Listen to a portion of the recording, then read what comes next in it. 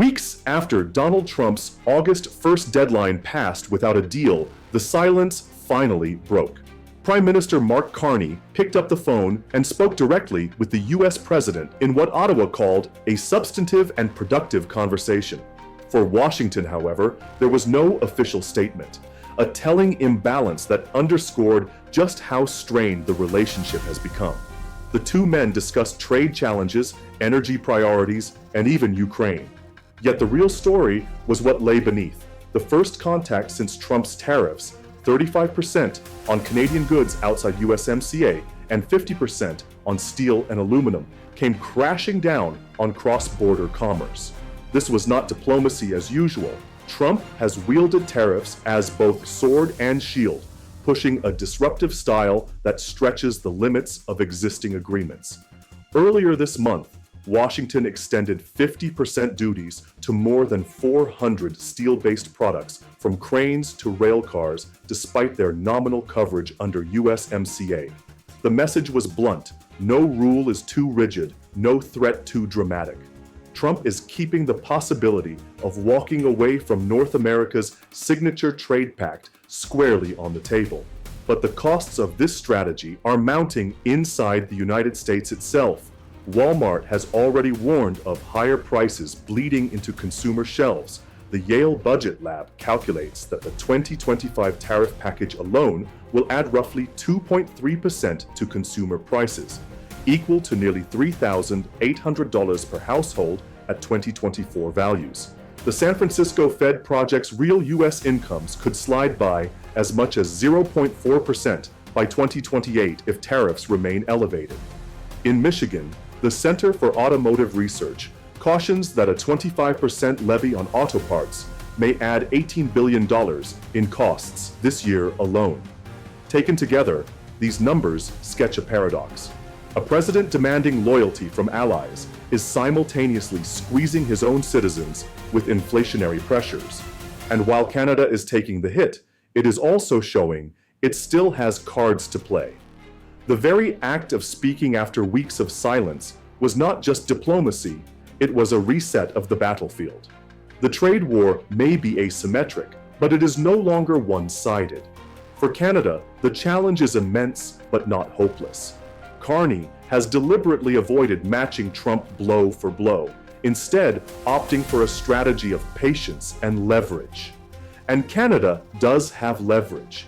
Every day, nearly 4 million barrels of Canadian crude flow south into the United States, the largest single source of US oil imports. Canada also sends over 8 billion cubic feet of natural gas daily, plus nearly 27% of the uranium fueling America's nuclear plants. These aren't luxuries, they are necessities. Washington may posture about tariffs on metals and manufacturing, but it cannot easily replace energy that powers US homes, factories, and military bases. Critical minerals provide another card. Nickel, cobalt, and rare earths mined in Canada are essential for electric vehicles, aerospace, and defense supply chains. And while Trump threatens higher tariffs, around 85% of trade between the two countries still moves duty-free under USMCA. That stability allows Canadian exporters to withstand shocks while disputes play out. Ottawa has also been selective in retaliation. A 25% tariff on $30 billion of US consumer products, beverages, food, motorcycles, hits politically sensitive districts in swing states. Carney isn't just protecting Canada's economy, he's strategically applying pressure where it matters in US politics. The path forward is uncertain. One option is to strike a framework deal similar to those the US signed with the UK, Japan, and South Korea, capping tariffs at 10 to 15% in exchange for investment pledges.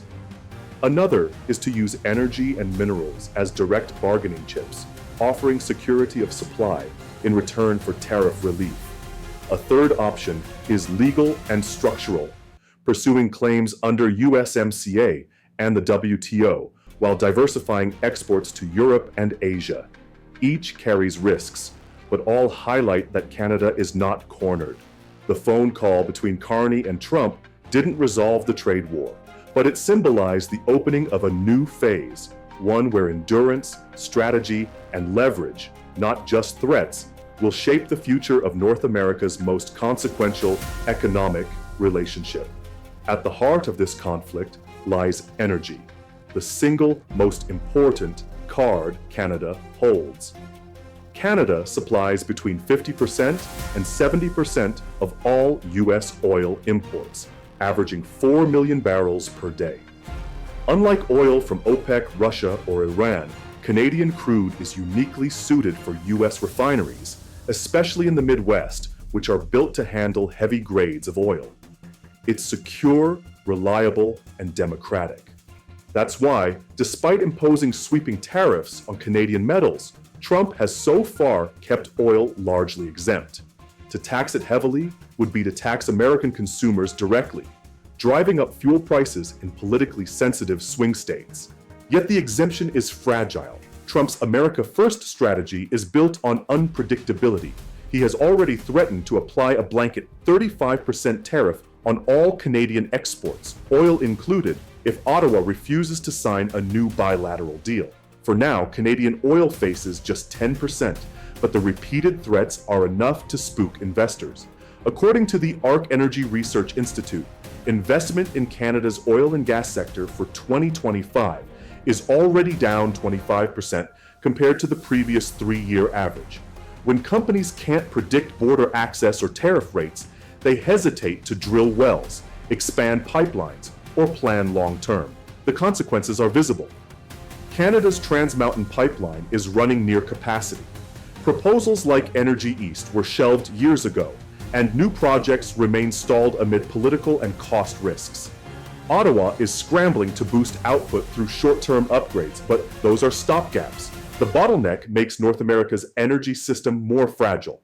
A single disruption, a storm, sabotage, or maintenance could squeeze supply, spike gasoline prices, and strain refiners across the Midwest. In trying to pressure Canada, Trump risks weakening America's own energy foundation, and Carney knows it. That's why Ottawa refuses to fold. Instead, it is playing the long game, investing in domestic resilience, diversifying export markets toward Europe and Asia, and signaling to investors that Canada's energy will remain a global pillar even if Washington chooses confrontation.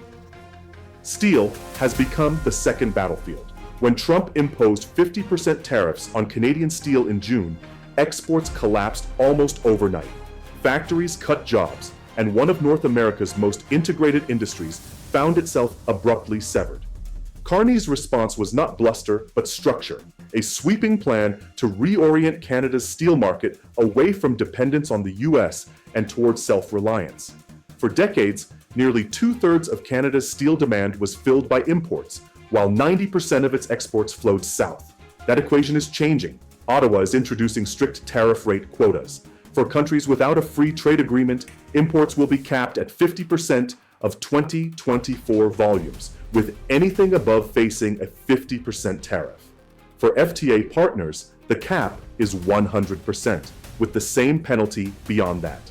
A special clause targets Chinese-origin steel, no matter where it is processed, unless it's U.S. steel under USMCA.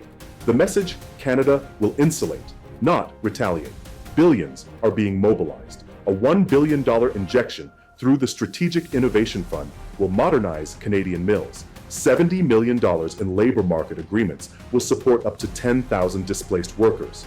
Another $150 million in regional aid will flow to steel-producing towns, alongside easier loan access for mid-sized firms.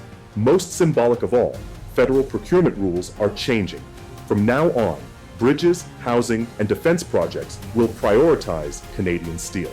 The infrastructure that builds Canada will be built by Canada. This is not a retreat. It is a pivot, a recognition that Trump's unpredictability demands resilience. Even if a deal is reached, Canada is laying the foundation for a more independent industrial base. Ottawa hasn't retaliated against U.S. steel yet, keeping leverage in reserve, but it is showing that it will not be cornered into weakness. Trump's tariff war isn't limited to Canada.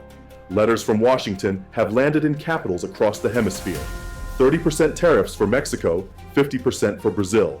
The result has been a wave of resistance, not submission. Canada and Mexico are deepening their own trade ties. Brazil is pivoting toward BRICS. Even Colombia is reassessing its dependence on US aid. Trump wanted to fracture alliances. Instead, he is driving them together, without Washington at the center. The diplomatic costs are steep. Brazil's President Lula has accused Trump of political interference, activating fast response counter-tariffs. Mexico's Claudia Sheinbaum is working with Carney on joint economic strategies.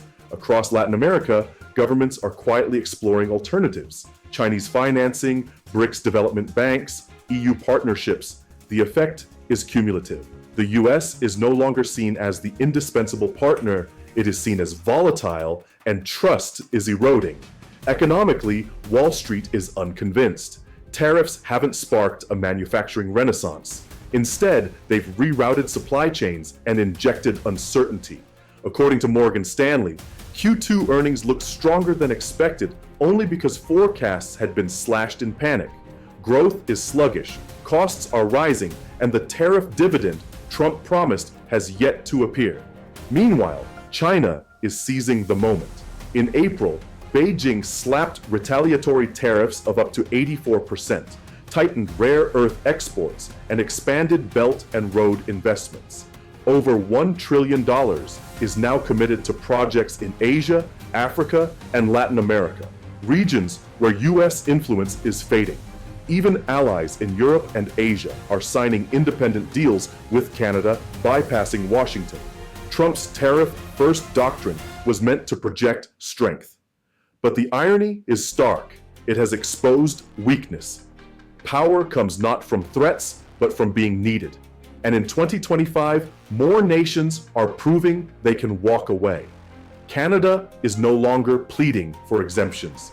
Mexico is no longer waiting for US approval.